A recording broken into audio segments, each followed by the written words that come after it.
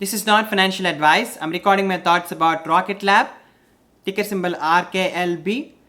Year to date, the stock is up about 51%, which is impressive. But when we look into its all-time highs of $18.69, it's down about 70% from its all-time highs. So it's okay to say that this is a volatile stock.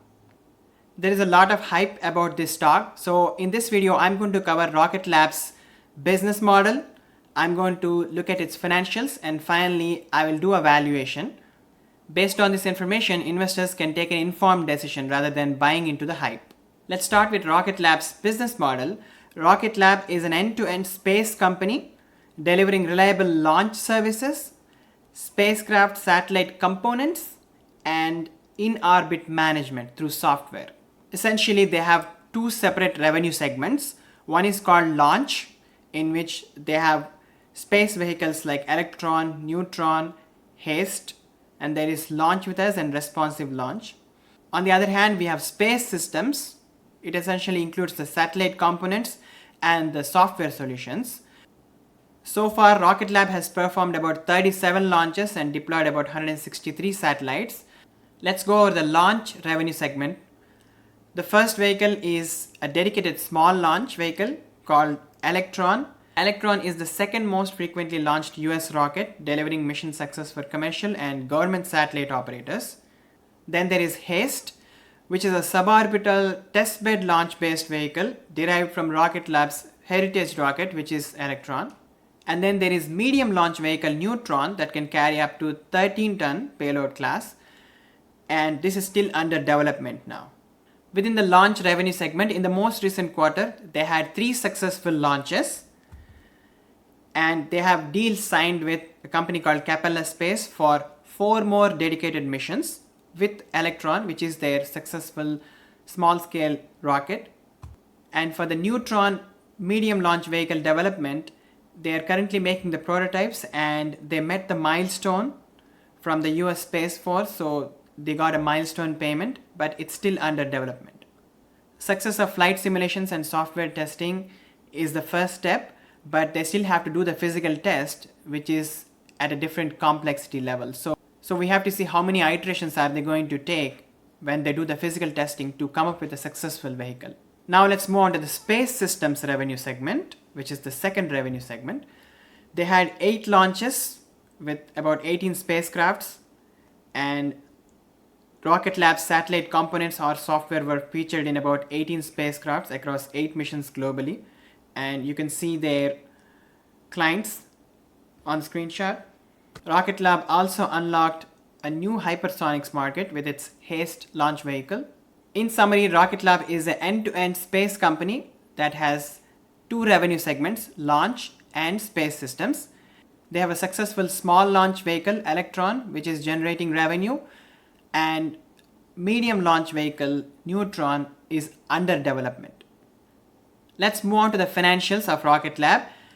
The market cap at $5.73, stock price is about $2.74 billion. For the past 12 months, they made about $225 million. So that's a price to sales of about 13, which is expensive. And their net income is minus $154 million. So that's a net income of negative 70%, which is not too healthy. In the most recent quarter, they made about $54.9 million, and that represents about 6% quarter-over-quarter increase. Out of this $54.9 million, about $20 million is generated from the launch, and $35 million is generated from the space system. So 1/3 is coming from the launch, and almost 2/3 of the revenue is coming from the space systems. They have improved the gross GAAP margin from a year before from 3.5% to about 11.6%, which is impressive. They have about $450 million of cash equivalents, and restricted cash by the end of Q1 of 2023, which is a healthy balance sheet. For the next quarter, they're saying they can get to $60 to $63 million of revenue, and they are aiming for a GAAP gross margin of about 14 to 16%. Last quarter it was 11%, now they are saying they can get to 14 to 16%, and they're doing this by continued efficiency improvements, improved launch ASP, and a modest improvement in space systems mix. So that's definitely good news. Let's look at their most recent income statement in a bit more detail. As I said before, the income was about $54.9 million. The gross margin was about 11%, giving them a gross profit of about $6 million. There is operating expense of about $52 million, which is almost on par with the revenue. So they made a loss of $46 million. That's the operating loss, and the net loss is about $45 million. And look at the weighted outstanding shares. A year ago they had 456 million, now they have about 476 million.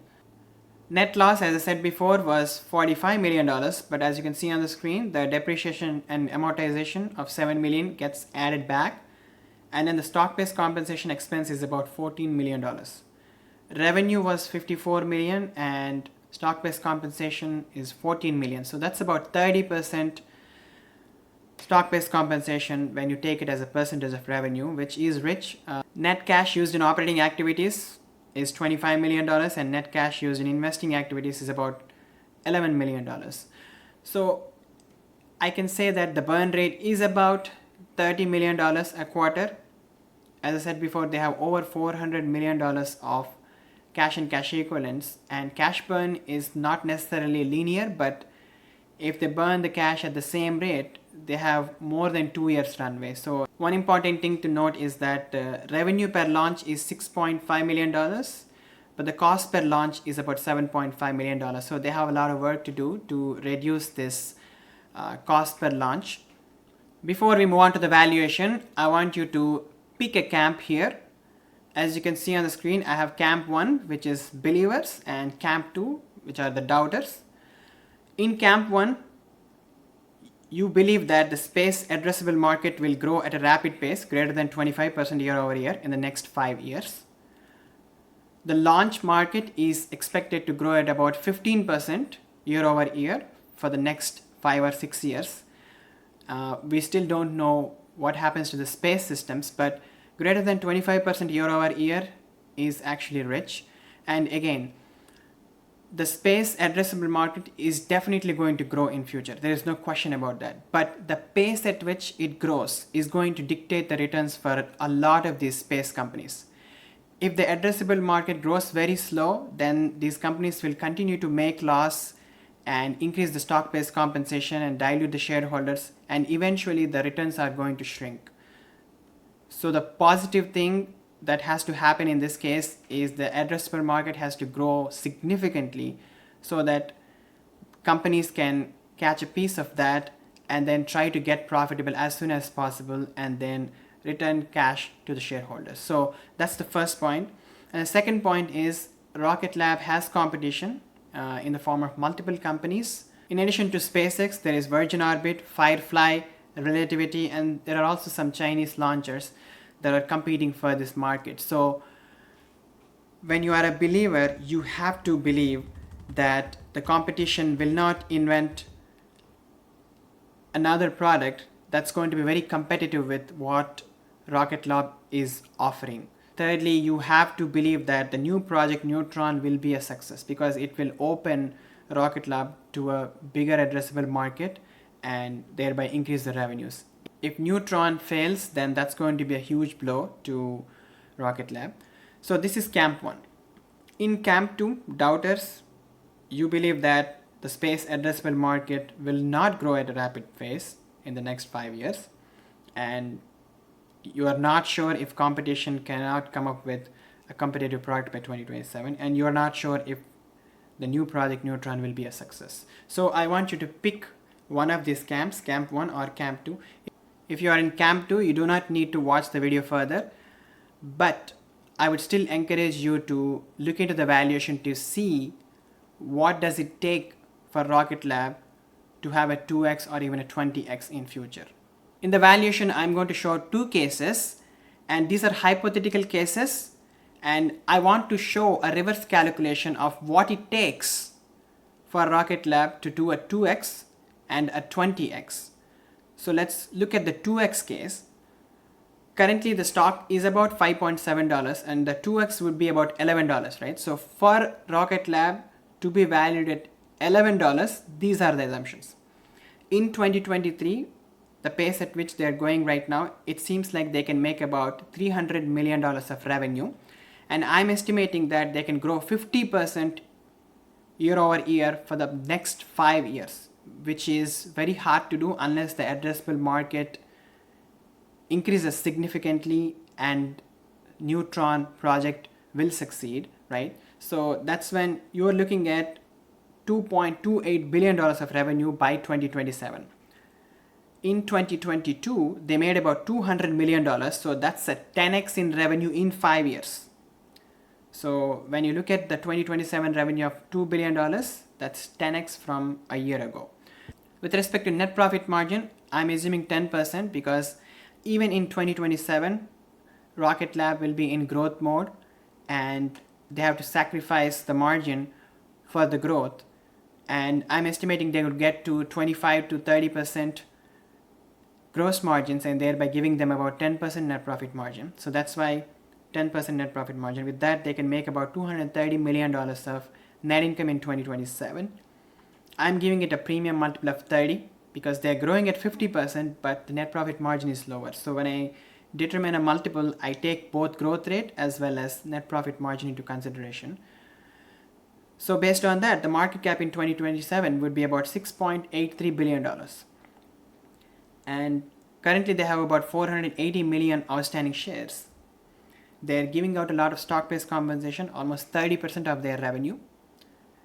And they will run out of cash in about 2.5 years if they burn close to $30 million a quarter. But they have a lot of investing activity as well, and they are developing new products. So they can spend cash at a faster rate. That's why I'm assuming 5% dilution year over year. If you think they will dilute less, you can assume that. But I think 5% dilution per year is fair. They did dilute the shareholders by about 5% last year. So with that, they will have about 613 million number of outstanding shares. So the assumption here is $2.28 billion of revenue. So for them to double, they have to have 50% year over year growth rate, 10% net profit margins, and a 30 multiple. $2.28 billion in 2027 would need to be divided into launch and space systems. So how will they get this $2.28 billion of revenue? For that, we do know 1/3 of revenue is coming from launch and 2/3 of the revenue is coming from space systems. So if I take the same assumption to 2027, they have to generate about $760 million of revenue with launch, and space systems has to generate $1.52 billion. And we do know per launch cost is about $6.5 million, right? So once they have Neutron, that's going to have a higher launch rate per launch.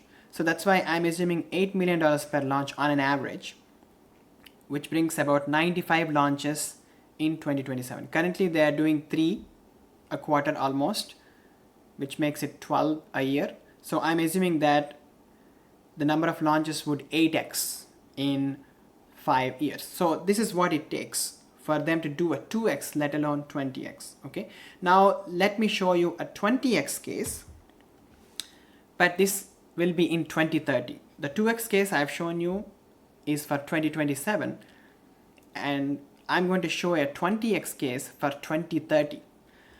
For them to get to $126 stock price, currently at $6, right? So 20 times would be $120 plus.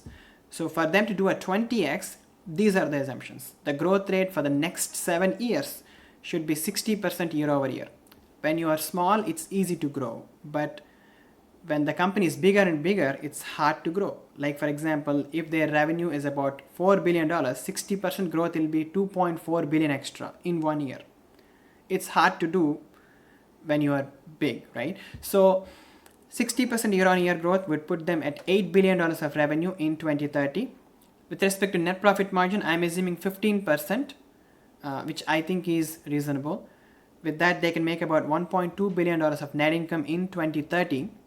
And I'm giving it a multiple of 50 because they are consistently growing at 60% year over year and have a 15% net profit margin. I will happily pay a 50 multiple. With that, the market cap in 2030 would be $60 billion. I'm assuming no dilution here. Even if they dilute us in the short term, they will buy back all the shares, thereby keeping the share count constant at 480 million for the next 7 years. So if that happens, the stock price would be about $126. So now let's do a back calculation for the revenue for this 20x case. $8 billion needs to be made at 2030. There's a typo there. It should be 2030 instead of 2027.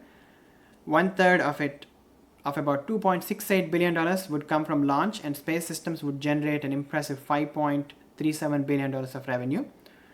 And when I back calculate how many launches they need to make in 2030, that's 336. That's almost one launch per day.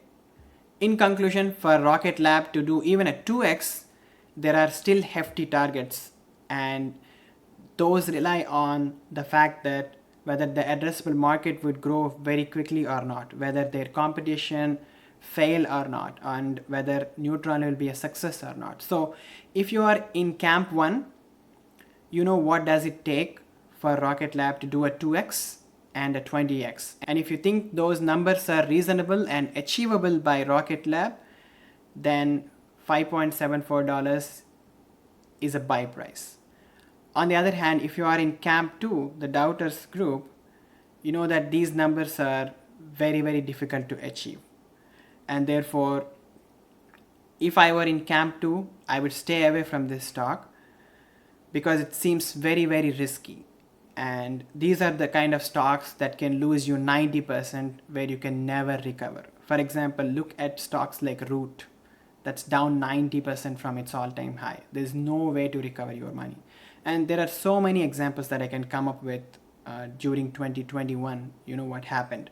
So personally, I would stay away from Rocket Lab, but I will monitor this company because if there is a 20x potential, if I follow this stock, I can at least get a 5x. Yes, I will miss the 20x, but I can get that 5x if I closely follow this company and buy at the right time. So I would wait for this company to prove some of its growth claims and look at how the Neutron's development is progressing and how the addressable market for space is developing and how the competition is going to deliver a product that's competitive with Rocket Lab in future. So for me, I'm going to wait out this thing. I'm going to monitor.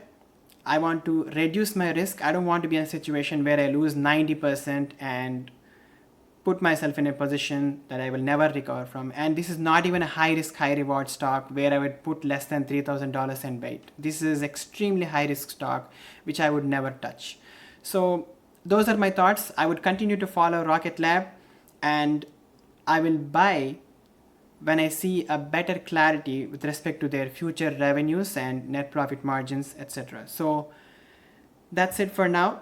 Let me know your thoughts in the comments. Thank you so much for watching.